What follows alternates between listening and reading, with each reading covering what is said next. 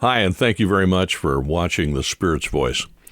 We've made some changes around here. I say we, metaphorically. I've pretty much made some changes around here. One is the YouTube channel will remain the name that it is, which is The Spirit's Voice, but you'll notice the logo down in the corner or over in this corner or whatever is going to be a little different, and it's going to be the logo for the first church on the right, which is kind of a funny story. I won't tell you, but you can actually go to the website of the first church on the right, and you can read why we call it the first church on the right. This is going to be the first of what I hope will be a number of lessons that will be posted from our Bible group. And I asked a Bible group this morning if I could post this one, and they said, sure, so I'm going to do it for you. This is a wonderful discussion because we have these discussions every week like this, which are really cool. This is a discussion on the book of Ruth. It is a discussion. It's exactly what it is. And so that you know, this group is made up of people of different denominations. We come together every week, regardless of which denomination of Christianity we come from. And this group has been a real blessing to my wife and I think to everyone else. So hopefully it will bless you as well. Here's the book of Ruth. Can you see my screen now? Yes. Yes. So you should see a big thing that says Ruth on it. And there's an image of a representation of what Ruth might have looked like. And she's got a bunch of grain.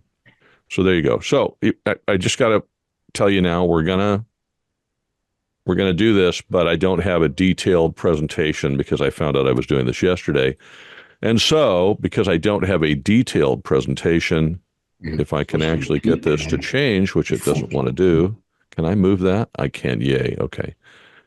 I don't know. There we go. We're going to have to use our imagination.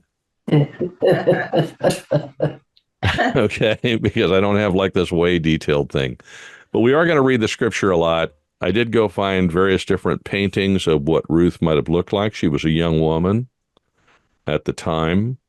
But I thought first let's go over the story. So if somebody, let's read chapter 1, 1 through 18. If somebody could take 1 through 10, and somebody else take 11 through 18. Mary Beth and I got that. That would be great. Okay, go. Yeah. In the days when the judges ruled, there was a famine in the land. So a man from Bethlehem in Judah, together with his wife and 2 sons, went to live for a while in the country of Moab. The man's name was Elimelech. His wife's name was Naomi, and the name of his 2 sons were Malon and Kilon. They were Ephrathites from Bethlehem, Judah, and they went to Moab and lived there. Now Elimelech, Naomi's husband, died, and she was left with her 2 sons. They married Moabite women, one named Orpah and the other Ruth.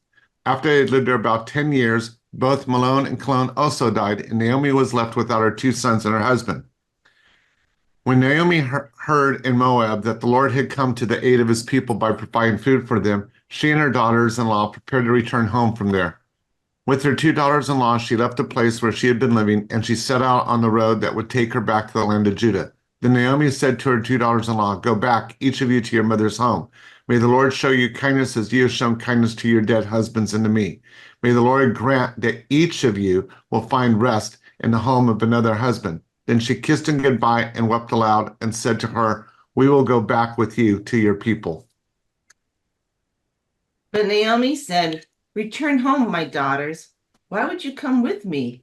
Am I going to have any more sons who could become your husbands? Return home, my daughters. I am too old to have another husband. Even if I thought there was still hope for me, even if I had a husband tonight and then gave birth to sons, would you wait until they grew up? Would you remain unmarried for them? No, my daughters, it is more bitter for me than for you, because the Lord's hand has turned against me." At this, they wept aloud again.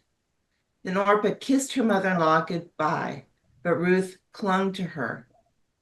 "Look," said Naomi, "your sister-in-law is going back to her people and her gods. Go back with her." But Ruth replied, "Don't urge me to leave you or to turn back from you.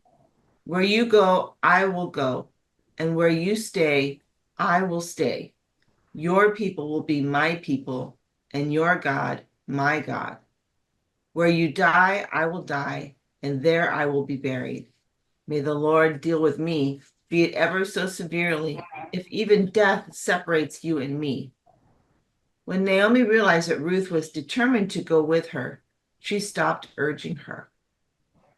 So I wanted to frame the story with a little bit, because one of the things I think, just in thinking through this and talking with people about the book of Ruth, that people forget is that Ruth was a Moabite woman. This is something that you and I might do. I mean, the economy is terrible.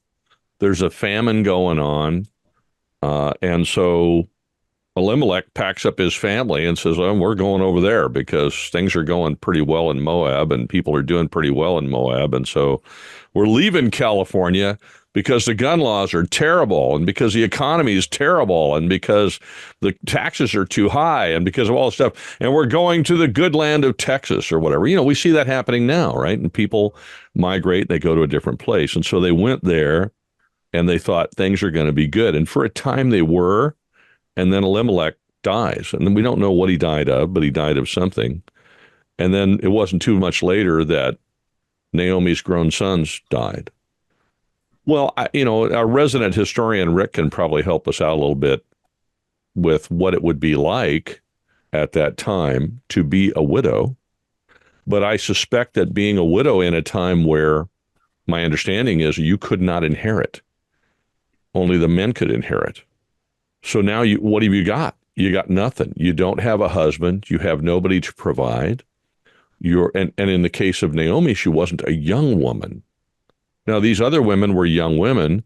And so when she told them, go home, go back to your people, for crying out loud, if you come with me, I can't help you. Life is going to be hard for me. There's no reason for it to be hard for you too. I'm going to be an old widow. And maybe if I go home, I can find some family member somewhere to help me out. But you ladies, you're young. You can go back to your own people. You can get another husband. This was this whole conversation that's going on. And so one daughter says, okay, I love you, but I'm going to go, because she knows what's best for her. And so she goes. Ruth is so dedicated to Naomi that this is a huge sacrifice for her. To say, no, I'm a young woman, I could have another husband, but I'm going to stay with you. And not only am I going to stay with you, but I'm going to leave my homeland, and I'm going to go with a older widow to a homeland I don't know, to a people I don't know, to a culture I don't understand, to religion I don't know, to a place where neither of us have a husband, neither of us have a provider, but I'm going with you anyway, and where you go, I will go, and where you stay, I will stay, and where you live, I will live, and your God will be my God, and your people will be my people, and where you die, I will die. That is an incredible level of commitment that she's given to Naomi, and I think that's one of the reasons why she's in the Bible, among others that we'll discover. But that level of commitment is quite something. And please let me know, Rick, if I got this right, because it would seem to me that culturally, these ladies are kind of stuck. Yeah, they're stuck in that, like the Proverbs 31 woman who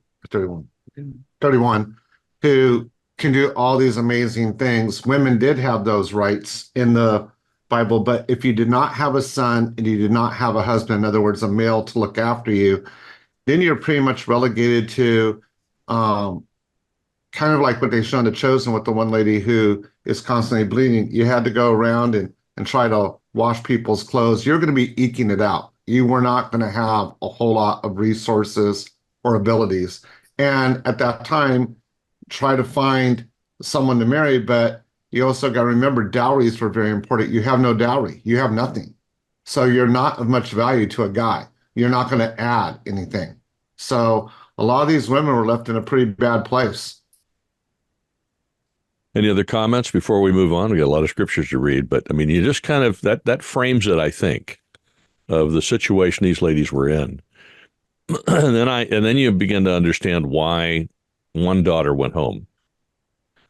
And it's I think I begin to understand too the level of sacrifice and commitment on Ruth's part to pledge herself to Naomi in spite of all this, because she's pledging herself to a life of poverty and struggle. That's what she's pledging herself to. Can I say one more thing too? Of course, please.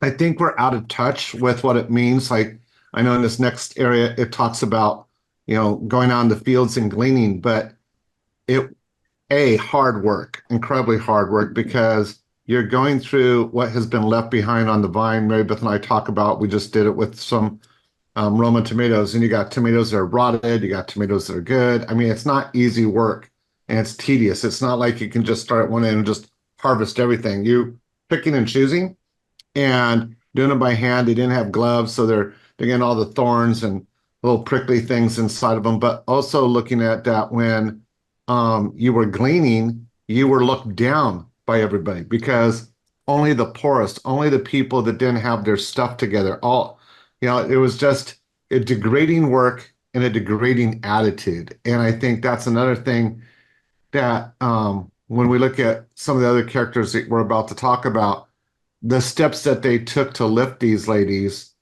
would also have been the talk of the town. And I just got done watching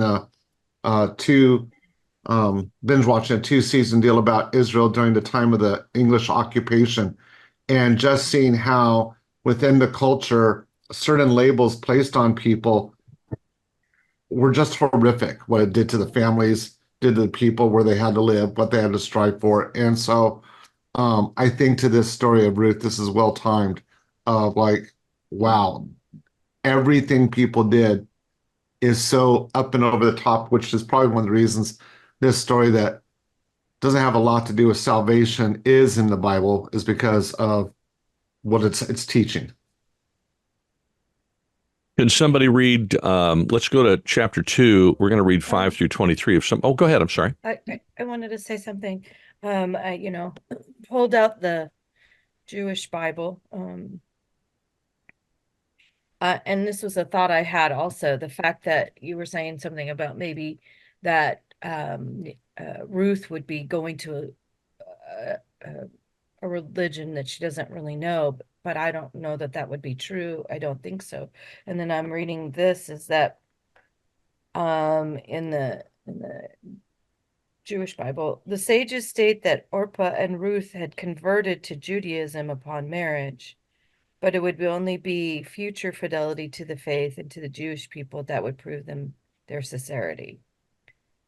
In leaving, Orpah reveals her lack of commitment to that, while Ruth's declaration to Naomi displays the true nature of her devotion.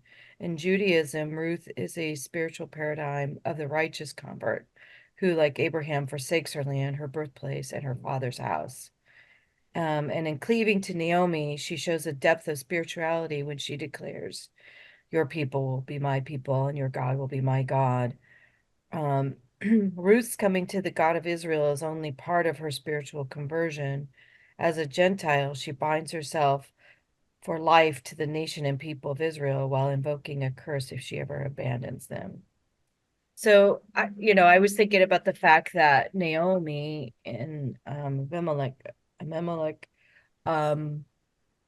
must be still living as Jews, and then what does it take for them to marry in? They would have probably followed at least some of the religious requirements, I would think. Sorry, I haven't had very much of my tea. So my thoughts are coming out very slowly, but they would be living it in their home, and so I don't think it would be as foreign to Ruth to see Naomi's faith and to see their faith in the home, just because they were in a different place. That was even maybe more powerful in some ways.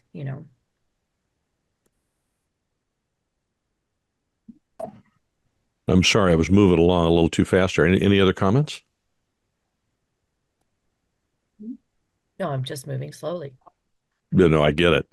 Okay, so let's do chapter 2, 5 through 12, and 13 through 23. If somebody can pick each one of those, that would be I great. got 5 through 12.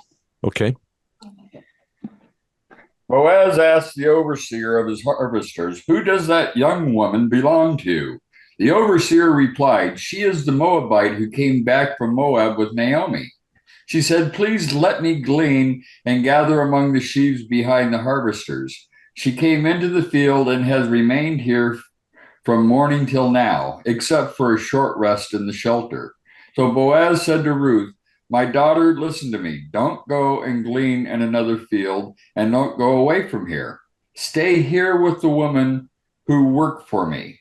Watch the field where the men are harvesting and follow along after the women. I have told the men not to lay a hand on you, and whenever you are thirsty, go and get a drink from the water jars the men have filled." At this, she bowed down with her face to the ground. She asked him, "Why have I found such favor in your eyes that you notice me, a foreigner?" Boaz replied, "I have been told all about what you have done for your mother-in-law since the death of your husband, how you left your father and mother and your homeland and came to live with a people you did not know before. May the Lord repay you for what you have done. May you be richly rewarded by the Lord, the God of Israel, under whose wings you have come to take refuge." Has anybody got 13 through 23? Sure, I'll do it. Ruth replied, "Sir, it's good of you to speak kindly to me and make me feel so welcome. I'm not even one of your servants." At mealtime, Boaz said to Ruth, "Come, eat with us. Have some bread and dip it in the sauce." At once she sat down with the workers, and Boaz handed her some roasted grain. Ruth ate all she wanted and had some left over. When Ruth left to start picking up grain, Boaz told his men, "Don't stop her, even if she picks up grain from where it is stacked. Be sure to pull out some stalks of grain from the bundles and leave them on the ground for her, and don't speak harshly to her." Ruth worked in the field until evening. Then, after she had pounded the grain off the stalks, she had a large basket full of grain. She took the grain to town and showed Naomi how much she had picked up. Ruth also gave her the food left over from her lunch. Naomi said, "Where did you work today? Whose field was it? God bless the man who treated you so well." Then Ruth told her that she had worked in the field of a man named Boaz. "The Lord bless Boaz," Naomi replied. "He has shown that he is still loyal to the living and to the dead. Boaz is a close relative, one of those who is supposed to look after us." Ruth told her, "Boaz even said I could stay in the field with his workers until they had finished harvesting all his grain." Naomi replied, "My daughter, it is good that you can pick up grain alongside the women who work in this field. Who knows what might happen to you in someone else's field?" And so Ruth stayed close to the women while picking up grain in his field. Ruth worked in the fields until the barley and wheat were harvested, and all this time she lived with Naomi. So there's a whole lot to talk about here, I think. First of all, just, we didn't read it, but Boaz was not a young man at that time. He was a wealthy man, and he had been traveling. When he came back, that's when he was kind of checking on his fields and finding out how things were going, and he noticed this young woman. And that's when he asked about her, because here she is.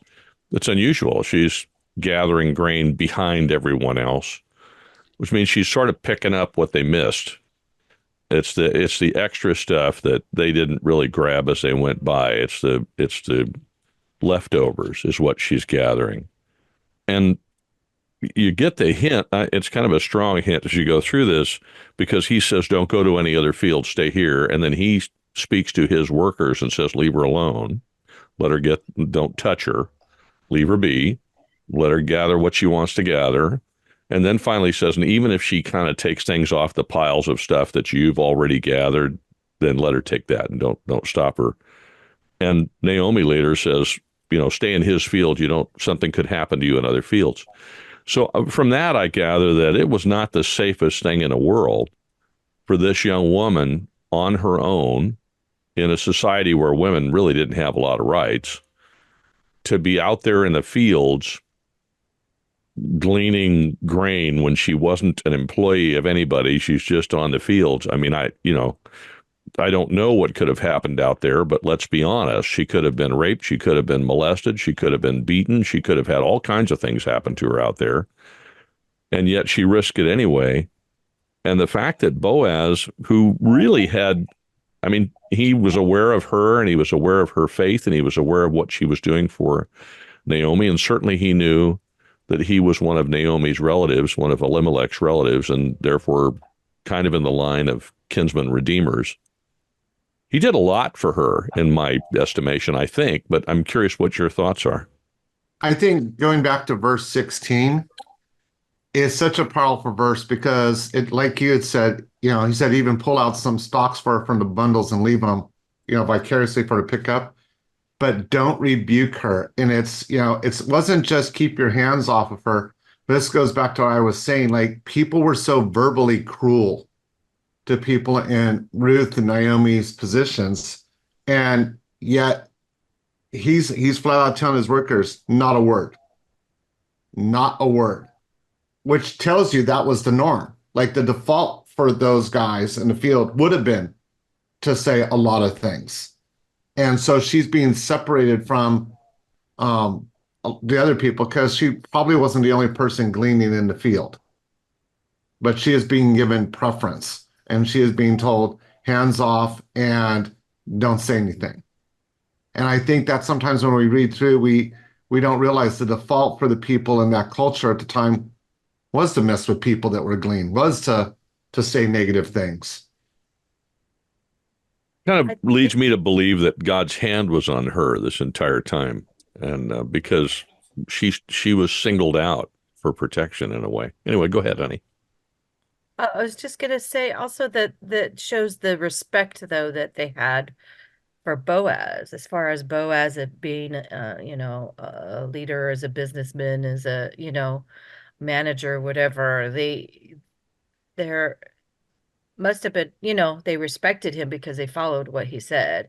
And either, they knew there were consequences to it or, and then but he was respected. And so whatever way that he built his business, he must have been a good businessman and fair and just and maybe, um, in some ways. So, Well,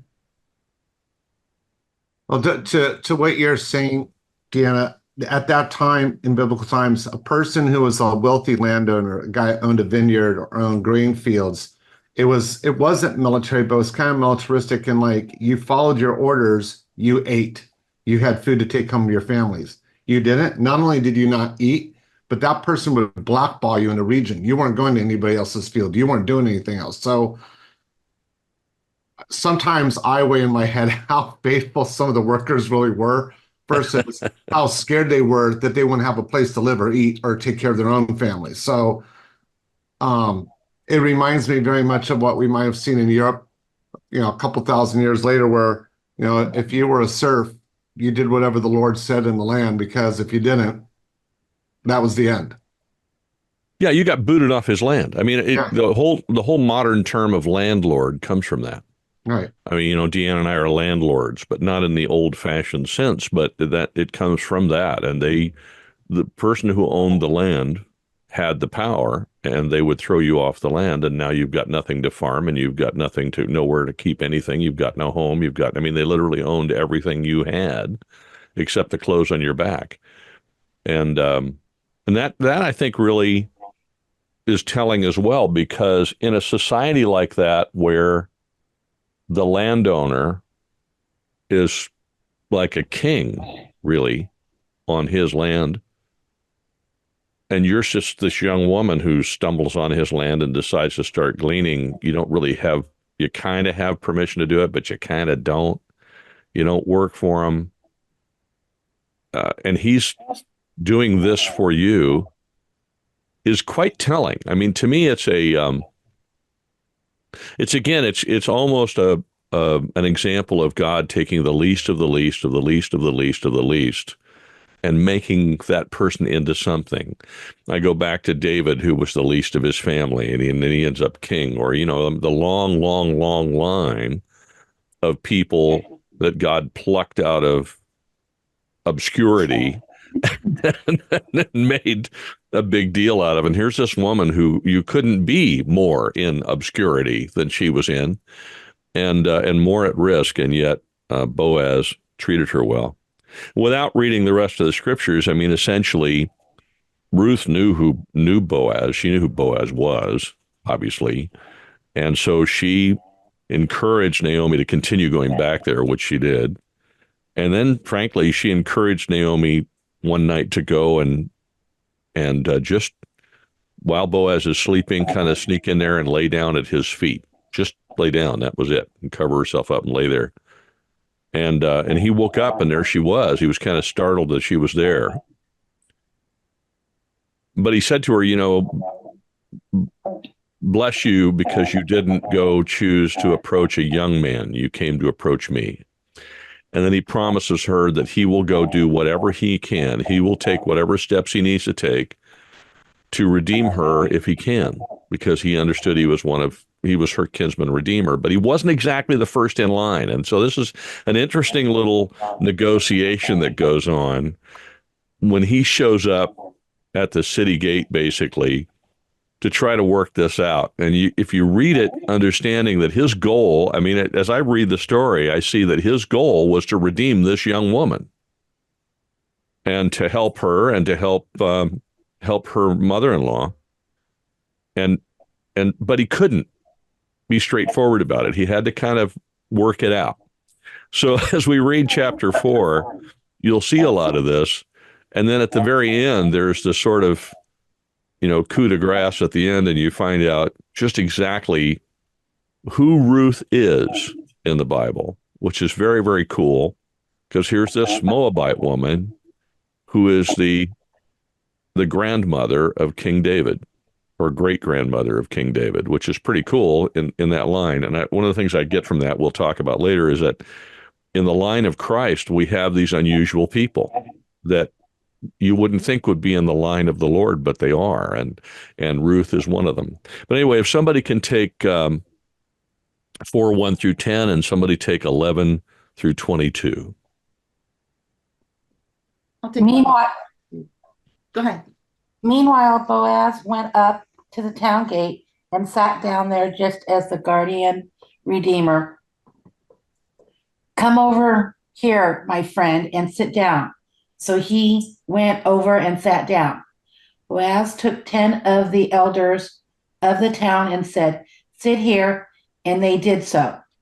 Then he said to the guardian redeemer, Naomi, who has come back from Moab, is selling the piece of land and that belonged to her relative. Where did I look? Okay. I thought I should bring the matter to your attention and suggest that you buy it in the presence of these sitting here and the presence of the elders of my people.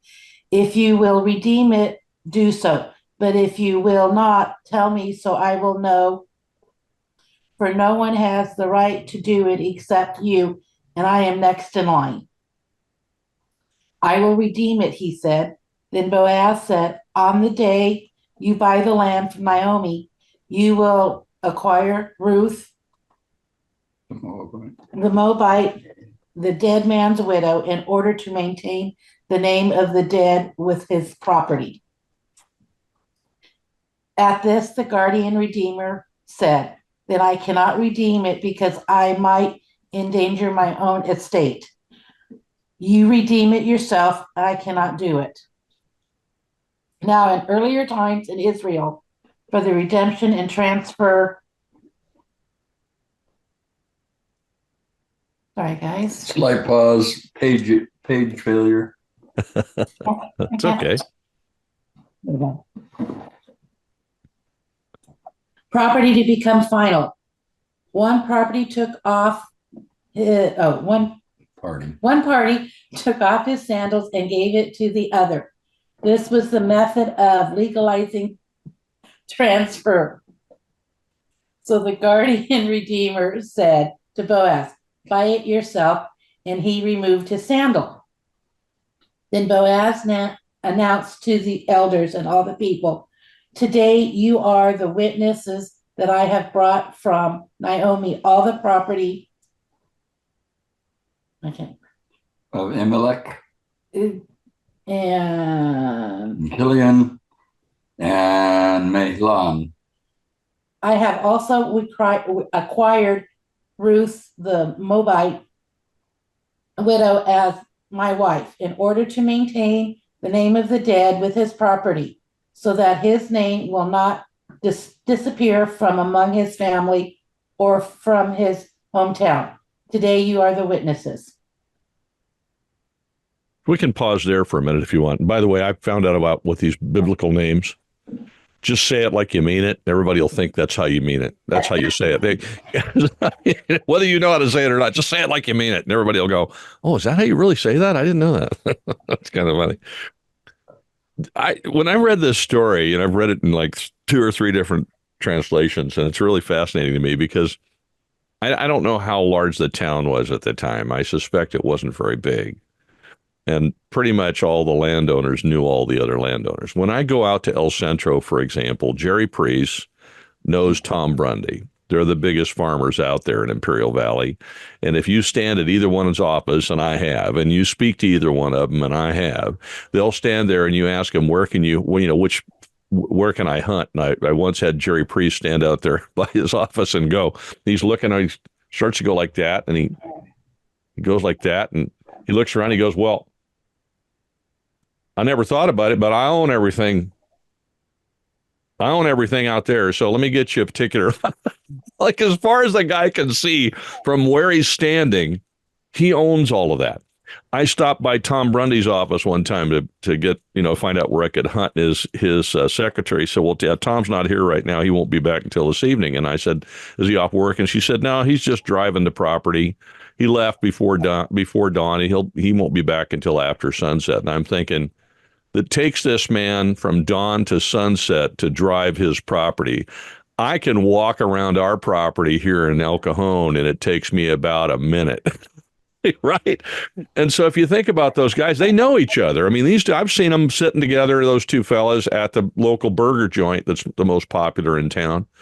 Everybody knows everybody. So why do I say this? Because I have a sneaking hunch that Boaz knew that the kinsman redeemer who was in line ahead of him couldn't do it because he would have to take Ruth as his wife. And so he sets this guy up by going in front of a whole bunch of people from town, all the elders. He sits down and he says, okay, now look, here's the deal. Naomi's got to sell this land. She can't keep it because she can't, she's got to get rid of it, and you can buy it if you want. And if you don't want to, I will. But we got to get this done because this woman's kind of stuck. And the guy says, okay, well, I'll buy it. And then, of course, the way it reads it here, it says, I love that he says, let me see if I can find it right there. He says, well, of course, that means that you'll have to take Ruth as your wife. I love it. He just drops it on the guy. Well, yeah, good. Of course, that means you're going to have to take this woman too. And the guy says, well, and I can't do it. It'll mess me up. You do it. I think Boaz knew that when he showed up. On one of these days, we'll be in heaven. We'll get to ask him because it'll be an interesting conversation, I think. But I suspect that Boaz knew that when he sat down, that he was going to drop that on that guy, knowing full well that dude could not do it, and then Boaz could redeem Ruth and take care of Naomi. And I just thought that was the most encouraging thing. You got this older guy. He's rich. He's got his land. He doesn't have to do this. But he went after redeeming this woman. At least that's the way I read it. I'm curious what your thoughts are. Well, I'm reading it, this version. The man answered, if that's the case, I don't want to buy it. That would make problems with the property I already own. You may buy it yourself because I cannot. I'm wondering if it's, well, not just cannot, but I don't want her. Yeah, I didn't want that woman. Like, I don't want to. No, I'll take the land, but not the woman, and it's like, oh my gosh, like, Jeez, as a woman, it's in some ways it's very. I know it's the culture at the time, which is really I am really grateful I'm in this time because it would be very like insulting and offensive. But that's how I kind of read it. Like, oh no, not that one. Well, I hadn't thought about that, but she came with some baggage because she came with Naomi. So not only did you get Ruth, but you got this old widow. Now you're responsible for her too. So maybe this guy, you're right. You could be right. Maybe this guy's looking at the land would be cool, but I don't want to be saddled with these two gals. I just don't. Well, and I mean, she's a Moabite. So, I don't want to, I don't want somebody not from our some foreign woman, right? Some foreign woman. Interesting. Any other thoughts? I don't think he didn't want the excess baggage that came with it, essentially. So as bad as that sounds. It sounds terrible, but it really does. But I mean, I can see that in his mind, there was an immediate response. He didn't even think about it. It was like, oh, no thanks. Well, never mind. Nope. Hot potato. Hot potato. Right, hot potato. I'll pass. So I just love, but one of the things I love about the story is this, it's kind of a love story about 6 different ways. You've got Naomi's love for her daughters. First of all, Naomi's incredible faith and love of God. Naomi's love for her daughters. Ruth's unquenchable love for Naomi and her dedication to her. And I think, as Deanne said earlier, rightfully her love for God. And then, honestly, I think, I suspect that there was a certain affection and love that Boaz had for this young woman. He certainly had respect for her and what she was doing because she's a standout. I mean, Rick's point earlier is a great one. This is a society in which if you had a job, you ate and you did what you were told and you showed up early and you stayed late and you worked hard, because if you lost that job, you're done. You're going to pack up and move someplace else, because these landowners are going to talk to each other at lunch or whatever they are at the city gate when they're sitting there. And the next thing you know, you can't get a job for love or money in that town. You got to go. And so there's a certain desperation associated with that, I think. So I think it's actually a great story. Well, anyway, so any other comments? And if not, we'll go on to 11 through 22. You're right. There's so many layers to this. I think here's Boaz. We know he's highly respected. We know he's a very good businessman. He's got his stuff together, but you know what he doesn't have? He doesn't have any sons. He doesn't have a wife. Right. And he's lacking something in his life. Well, and we don't know if Boaz had a wife and sons or wives and sons before, because I don't think there's any I don't think there's any mention of that anywhere in the Bible. But you're right. At that point, he is an old man, and as far as we know, he's unmarried, and he has no heir. So which would be mentioned in the story. I mean, that's like you would think, right? You think it'd be. I just wanted to read, I love this Bible, as you know, just as a cultural point here. For one, Boaz had gone up to the gate and sat down there. A city gate at this time was a large area that functioned as a city hall or government center, for both religious and civil purposes. Just so that was the place that he needed to go, and like going to City Hall and having this discussion and bringing together the people that are necessary to sign the paperwork. And boy, I'll tell you that the business was so much easier. Take off your shoe, hand it to the other guy. You're done, right? A bunch of witnesses sitting there. There's no mound of paperwork about yay high because you bought a house. Nah, you just take off one shoe, hand it to the other dude in front of witnesses, and they all go, okay, you're all witnesses. Yeah, I am. Okay, I don't own it anymore. You own it. Can I have my shoe back now? I don't want to limp home. Yeah. Do they get the shoe back? That's what I was wondering. I don't know. Or does Better he bring just walk off without his shoes? better bring an extra pair of shoes. Maybe, yeah. That's it. There's one more point here, just going back to about the field, and going in the field. According to the Torah, foreigners, widows, and orphans could glean after the harvest had been taken. Leviticus 19:9. This is the Torah's safety net to care for those who do not have family to support them. Ruth is able to glean during the barley harvest and the upcoming harvest of wheat. Yeah, I'm kind of, I was not aware until Rick was talking about it, of the abuse that was heaped upon those people in that time, and the fact that people look down on them so much. When you think about homeless people we have now, or poor people who we have now, they're almost like the untouchables in our society. We don't speak to them, we don't notice them, we don't touch them. They're just sitting on the side of the road, or they're whatever. And that's Lepers. about this woman. That's probably the way they were treated back then, even though they were working hard. I mean, everybody looks down upon them. It's pretty. Well, there wasn't really a mechanism for them to move up and out of that situation because, part of what we're talking about here is the pride that comes with, like, Boaz is like everybody's saying, thousands of years later, he's this guy that's got his stuff together. If you're a part of the house of Boaz, that's to be respected. It's to be honored. It is a place that you want to be.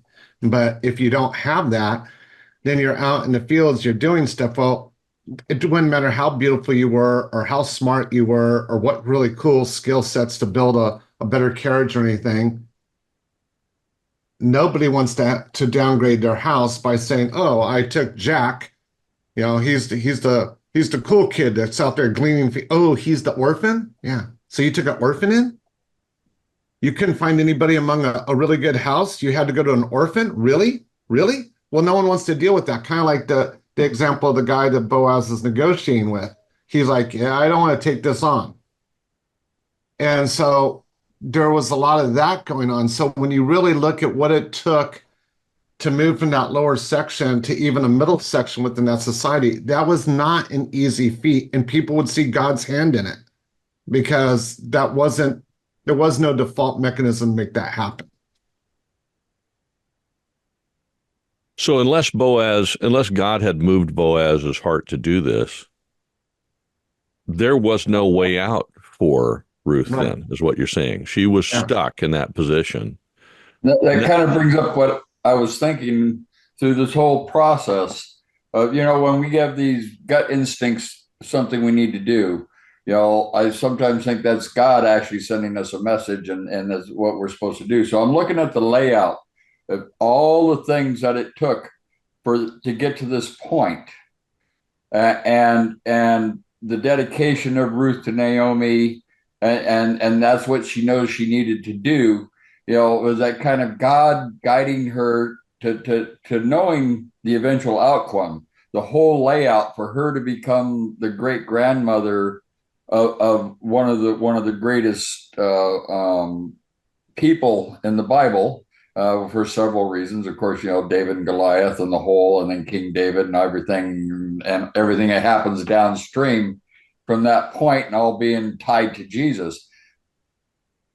Were these instincts of them having that drive to want to move back to that city, her ending up in that particular field, and then everything else, of course, as we know, as it falls out, is kind of just mind-blowing of all those little pieces that fell into place. I'm mindful of Ruth's question of Boaz. Why me? That's basically what she had. I mean, she couldn't have been, and I'm sure she wasn't, the only poor young lady out there trying to do what she was trying to do. And then the question, why me? Why are you helping me? That's quite a telling thing, I think. Particularly, to Deanne's point, this is a foreign woman. She's not a Jew. Mm-hmm. And so right out of the gate, she's relegated to a second-class citizen in that society because she's not a Jew. And This is a tough thing that she chose to do, to stay with Naomi. This is not a small thing. She could have, like Orpah, she could have gone back to her people, gotten a husband, lived a nice life or, decent life, and had more assurance of success, but she chose to go with Naomi. And I think it's super telling too when I think about Naomi's statement, why go with me? You shouldn't go with me. The Lord's hand is against me. My translation says the Lord has raised his fist against me.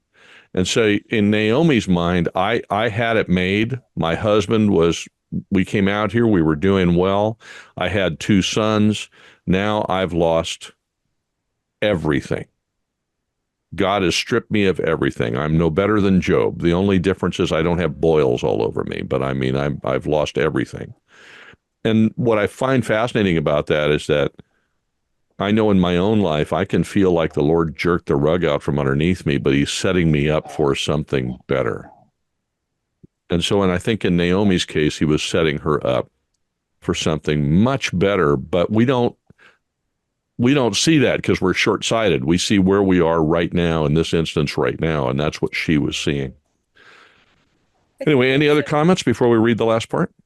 Yeah, I think it says something about Ruth's faith, but it also talks about Naomi's faith, because Naomi must have had a lot of faith and trust in God when they moved, and then displaying that. And sometimes, how we borrow, sometimes, honey, you have more faith than I do about something, and I'm borrowing basically from your faith, or holding on to the, the the wake of your faith, or vice versa, and so sometimes we borrow from somebody's faith, or we boost each other's faith because of ours and inspire each other. And I think that, I hadn't really thought about this before, but Naomi and her family, loved Ruth like their own, and taught her the ways of the Jews, the Israelites at the time.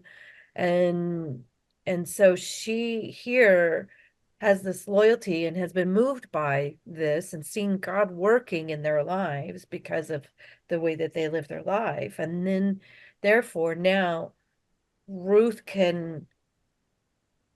is like, I'm going with you, because I mean, Ruth must have known it would have been harder for Naomi on her own. I mean, what is Naomi, who's an older woman, going to glean in the fields? She knew that she needed to go and help her. It sounded like, how is she going to survive? It's going to be hard for me, but it's going to be so much harder for her if I don't go. So her love and loyalty, but her sacrifice and her faith that God would do something, I'm sure, she must have had like some faith there that, oh, God's going to provide, God's going to take care, God's taking care of us all this time. And so I don't know. That's what I see now. Just that she's got to have some faith that, God was going to show her. And I mean, so it shows that Ruth also was intelligent. Like, okay, they had to talk about the genealogy and the kinsman redeemers, and who knows.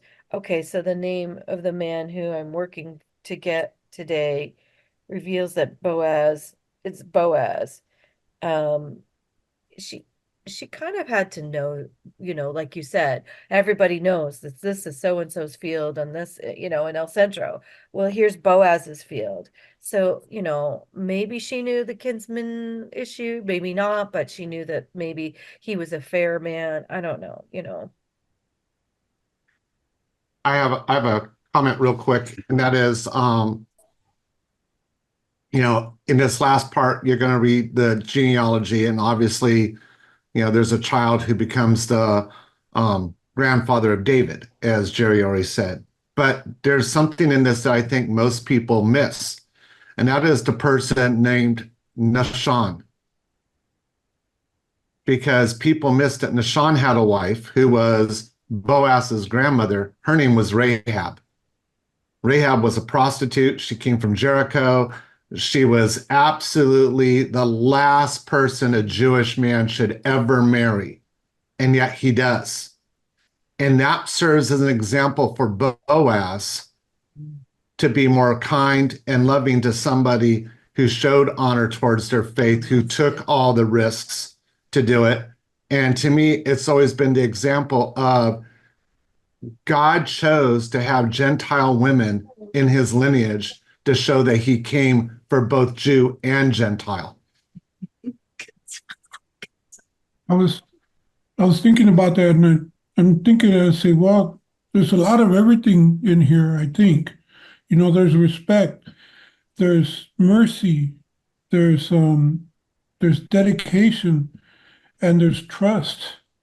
And Ruth is, I think, is being an example for the future, like we should be towards God right now in this world and this time, because she risked everything to go with Naomi, and look what happened.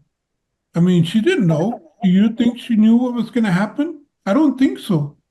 But out of the love that she had towards Naomi, she did everything. She did it, and she stuck with it, and then she goes over there to Boaz, and they have mercy on them, on the woman, and on her. So, I mean, there's a lot of things that correlate to how we should be towards God and the example. I think, I think it's a courageous thing what Ruth did and how she did it. And without her knowing, maybe she knew God was leading her. I don't know, but it's just the trust, the faith, and the love she had to do it. I think this is, I mean, that just, wow, that is a really great connection there. It's like, because Boaz recognizes great courage, great sacrifice on a highly personal level that many people, who knows if they knew what his grandmother's background was. Maybe not, but he had it struck a chord with him that, Yeah, and the other thing too is, how did Boaz know the transaction that he was going to do was going to come out the way it was going to come out? How was that? How was that transaction came out perfectly like it was? Did he know that?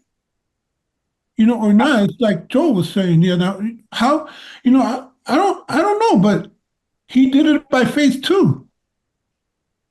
I think it's interesting what you're bringing up because, like I said, I watched a show that had nothing to do with the Bible. It had to do with Jewish culture and stuff. And it was interesting to see some of the things that we find so distasteful in the Bible, like women's rights. A lot of areas of the Bible are not very tasteful. But one of the examples it showed was like, if you were an orphan or if you were a bastard or if you were this, you were limited, not just you, but generations that would follow. Mm-hmm. And what a lot of the religious leaders and cultural leaders would do is sometimes they would talk to the woman. And like Joel would come to, if it was Joel and Deanna, Joel would come to talk to me and be like, Joel, sit over there. I'm not talking to you, Deanna. And I'd ask Deanna all these questions. And then I'd look at you, if you were the kid, and go, you're fine. Go ahead. Why? Because it looks really demeaning what I'm doing with Deanna in that from outside. But what the guy was doing was a woman's word had no legal bearing. A guy's word had legal bearing. So I could find out the whole story talking to Deanna, but not be legally bound to hold you accountable and therefore break the chain of events that would allow you to go live a normal life within the culture and actually do the kindest, most loving thing. But if I allowed Joel to talk, you as the son would be basically irrevocably harmed. So looking at some of this, I sit there and look at this whole scene at the gate and go, Boaz is being one creative Jew and like, so there's this property, it comes with some women, does anybody really want it? I mean, like if I have to, I'll take the old Model T and everything else I'll make the sacrifice, but only if you guys all agree. And they're all like, yeah. So sometimes I think we read this like, oh, wow, Boaz is getting really lucky. And other times I look at this and go, no, Boaz is basically saying, does anybody want another wife? Especially a foreigner? Does anybody want someone who's been working the fields? Like, Right. And Boaz is not only saying that, he's saying, does anybody want this wife? And oh, by the way, there's this old broad. You're going to have to take care of her too. yeah. Right. You know what I mean? There's a part of me that looks at Boaz as he's highly creative and he's playing the system to get to Ruth because he wants her. And I think that's part of the love story. He's willing to go the gate and go, let's play ball. And he wins. Yeah. Well, to answer your question, Jose, That's how I got think Mary Beth.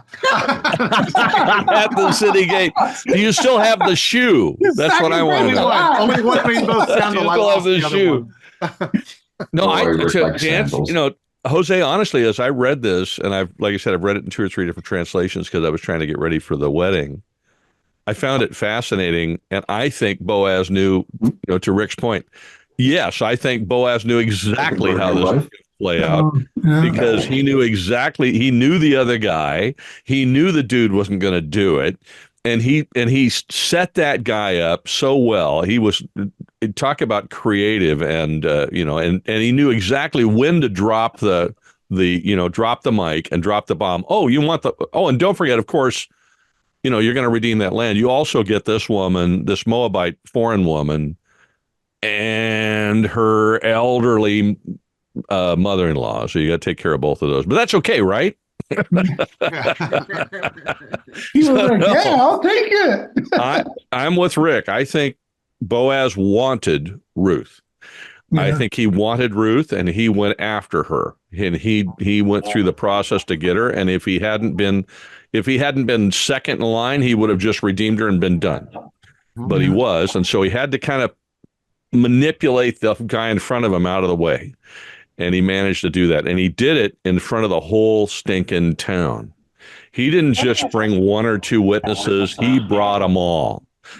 I could see him setting this up. He knows where it's going to go. He knows exactly how he's going to manipulate this guy. And he doesn't want any question about what happened, because once that sandal gets handed, he wanted every elder in town to be sitting there. And then he called him out and said, now you guys are all witnesses. And he went through that whole process. This was absolutely brilliant on his part. That kind of like questions me. So what do we do to get to God? How do we reach God? Like, I mean, that's both of them are good. Both of them are examples on how to get close to God. Because they did everything. They did unbelievable things to be able to do what they did, and I think it's an example for us to do the same towards God. Mm-hmm. Oh, I agree. Go ahead. I was wondering about, again, like reading through here, the notes, the thing about her going and when Boaz goes to sleep and the instructions that Naomi gives her to, bathe and put on good clothes, go down to the threshing floor and uncover his feet. And it's like, this is what it says. Ruth's actions here have nothing to do with sexual innuendo, as some think. She is unashamedly asking Boaz to marry her. And so it's always, because the cultural stuff is, it's totally a different world off, and so looking at that, but just seeing, all these different things of faith again, that faith with action, is, I'm going to follow, and the humility. Okay, this is what Naomi says to do.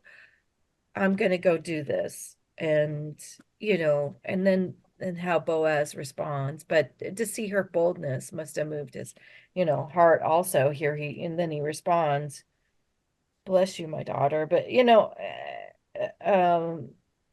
because and then he says, all the city leaders among my people know you are a woman of good character.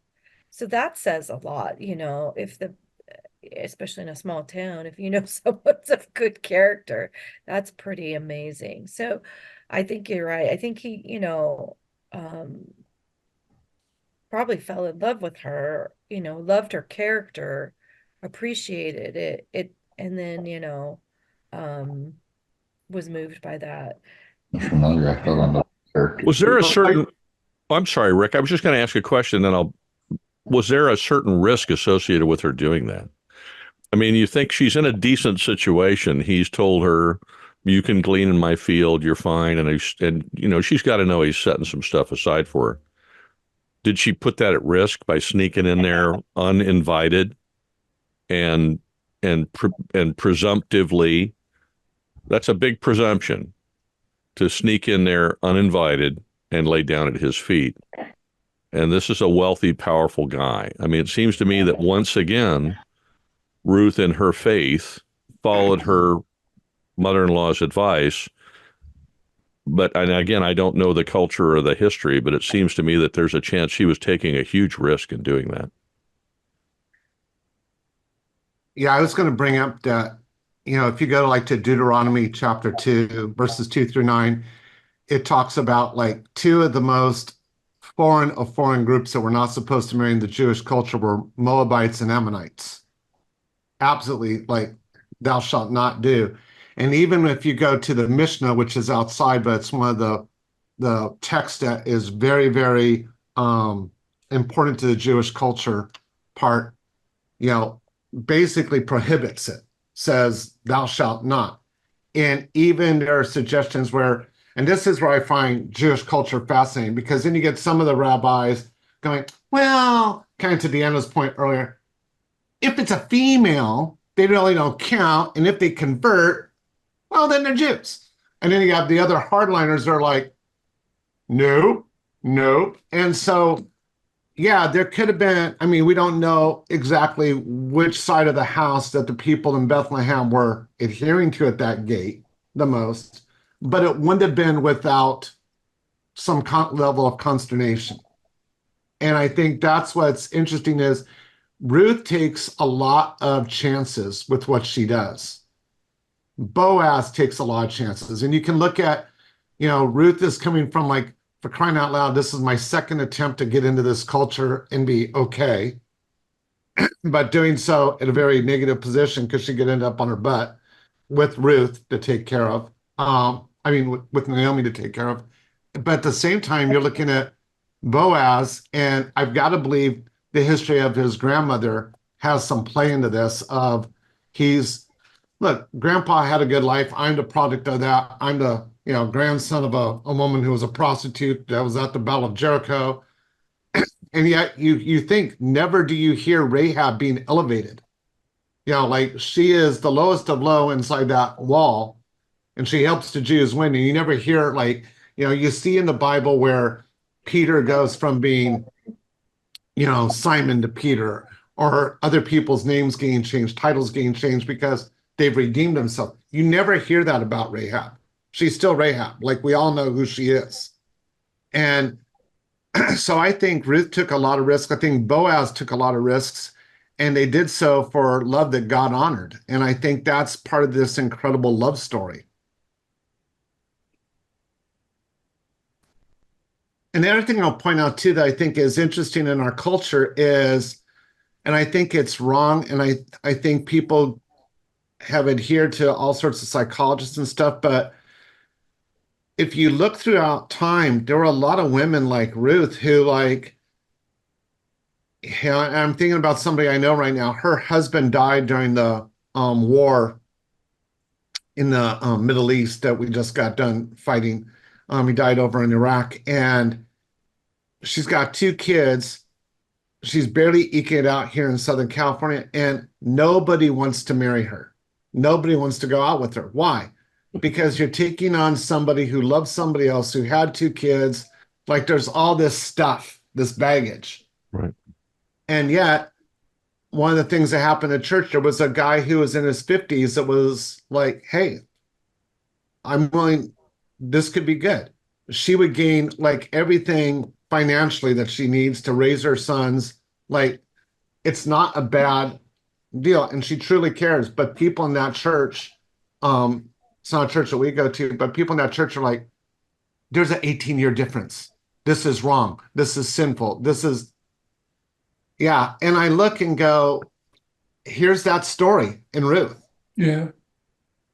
And over in the Bible, it's played out. And sometimes I think people insert themselves in areas they should just stay out of. Yeah. Stay in your own stinking lane. Right. That's right. Wow. I was just thinking about your comment about the, the gleaners, and then just even this, and just how, it all really comes down to Satan dividing, Satan divides. Let's be, critical. And, I know in my own heart, I have to watch all that criticalness and dividing, the division. And so, but it's a lot of just to identify that, okay, let's look down on them because they're poor, they're gleaning, and or whatever. And so how I really appreciate your insight as far as who Boaz's grandmother was. And just, I think you're right, because that's definitely makes sense that they would have passed down this more compassionate kind of view of, look at, these are people, and they have, they may be stuck in some kind of position, but they're people, and they can have character, and they can have love, and they can have, and so instead of dividing, as Satan's constantly trying to help, dupe us into doing, instead of the one cupper thing, it's, yeah, people over there are, who's to say that God doesn't work here with 18 years between them, who, Mhm. yeah, and who cares? That's their lives, that's their Right. choice. You don't, you don't get to, it's taken me years to go, I'm not responsible for all that, and it's not even my business. So, hey, it, that's that's okay. Hey, it's their lives, and hopefully it'll go well for them, you know. Can somebody read 11 through 22? Sure.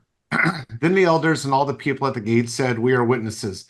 May the Lord make the woman who is coming into your home like Rachel and Leah, who together built up the family of Israel. May you have standing in Ephrath and be famous in Bethlehem. Through the offspring the Lord gives you by this young woman, may your family be like that of Perez, who Tamar bore to Judah." So Boaz took Ruth, and she became his wife. When he had made love to her, the Lord enabled her to conceive, and she gave birth to a son. The woman said to Naomi, "Praise be the Lord, who this day has not left you without a guardian redeemer. May he become famous throughout Israel. He will renew your life and sustain you in your old age. For your daughter-in-law, who loves you and who is better to you than 7 sons, is given in birth." Then Naomi took the child in her arms and cared for him. The woman living there said, "Naomi has a son," and they named him Obed. He was the father of Jesse, the father of David. This is the family line of Perez. Perez was the father of Hezron, Hezron the father of Ram, Ram the father of Amminadab, Amminadab the father of Nahshon, Nahshon the father of Salmon, Salmon the father of Boaz, Boaz the father of Obed, Obed the father of Jesse, and Jesse the father of David. So God took this woman who arguably was the least of the least of the least of the least of the least, and once again turned her into a rock star, because Ruth is a rock star of the Bible. She just is. I think Boaz is a rock star too, but you'll notice the name of the book is not Boaz. And that's I mean, it's just, so it's astounding to me how often God does this. It really is. Anyway, go ahead, Rick. Yeah, to the point, if you go back to verse 12, when they're giving the blessing, it says, "Through the offspring the Lord gives you by this young woman, may your family be like that of Perez, who Tamar bore to Judah." And I was showing Mary Beth, if you notice us talking in the background, there are 4 women, 4 who are Gentiles behind Jesus. Tamar is the first one. Second one is Rahab. Third one is Ruth. And the fourth one will be David's wife, Bathsheba. 4 women, all Gentiles, all taken from very interesting backgrounds and pathways that give us the lineage of our Lord, who was both Jew and Gentile. How cool is that? Well, that's all I've got. That was it. Now, if you'd like to read some articles and perhaps keep up on these videos, they will be posted not only on the Spirit's Voice, but also they'll be posted on the First Church on the Right website. There is a link in the description. Check it out.